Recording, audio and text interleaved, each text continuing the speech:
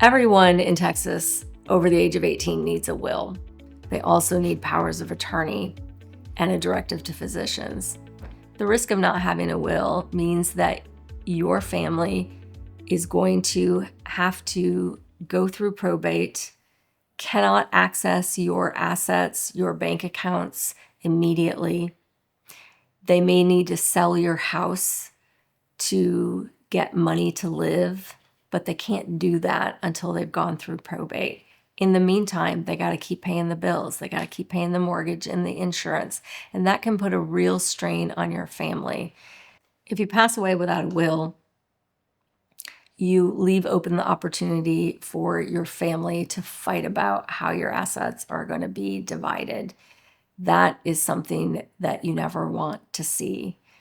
I am a family law attorney. I deal with divorces all the time, and I will tell you that people contesting a will or contesting distribution of someone's estate when there's not a will are far nastier than any divorce you will ever see.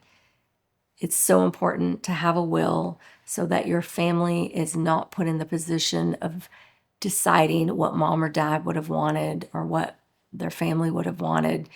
You need to be the one to take the reins and say, this is what I want, this is who I want to get it, and why. And even better, if you sit down with your family ahead of time before you've passed away and explain your reasoning, that will help avoid a lot of that family drama on the other side.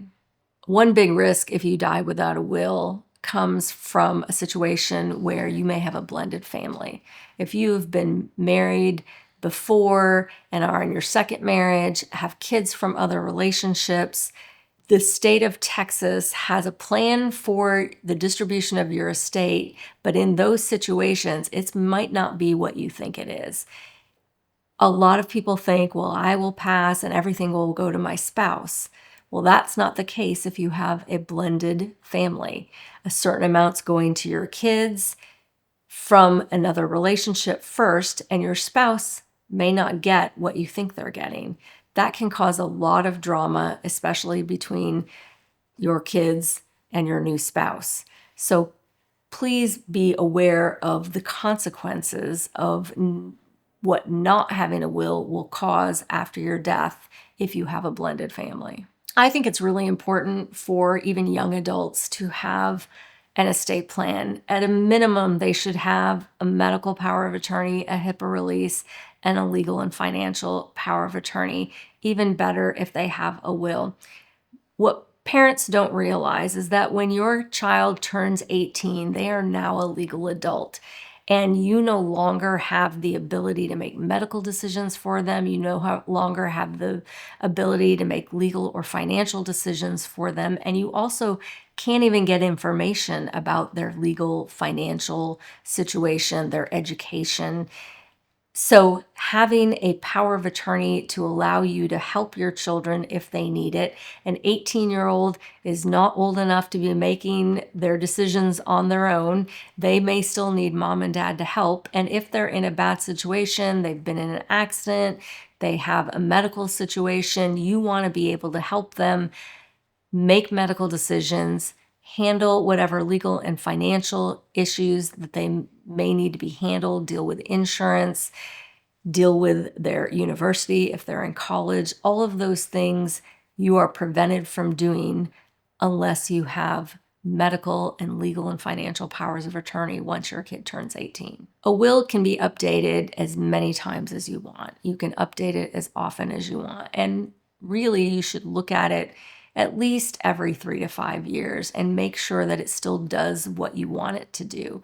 A lot of people forget what they put into their wills, and they remember years down the road, oh, I may have named somebody as a guardian for my children that I don't even know anymore. I don't even know where that person lives. It's definitely important to look at the will and modify it for any changes that have happened in your life. You may have had new children, you may have gotten remarried. There's so many different changes, so many different things that go on in your life. It's definitely good to revisit it every few years. As part of good estate planning, you want to review your life insurance, your IRAs, your 401ks, every account that would allow you to designate a beneficiary for that account if you were to pass away. You want to look at that and understand who you have named, how you have named them, and what's going to happen in those situations. A lot of people don't realize that anytime you have a document that has a beneficiary designation, that asset passes completely outside of probate. It's not part of your will. Your life insurance policy is a contract, and when you name somebody on that life insurance policy, that's the person that's going to get it. The same thing with IRAs, 401ks. Now, there may be rules for some of these accounts that require your spouse to be the one named as the beneficiary unless they agree that you can name someone else.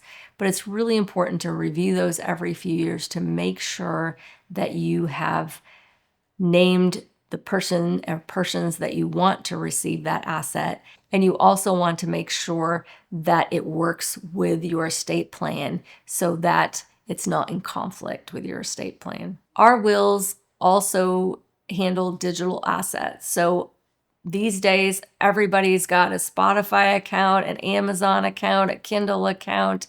There's a lot of property out there that may not be physical. It is a digital asset in the cloud. Our wills all incorporate the ability for your executor to handle digital assets and make sure they get passed to the people you want it to go to. If you have questions about a will, a trust, or any type of estate planning, please give us a call at DeFord Law Firm.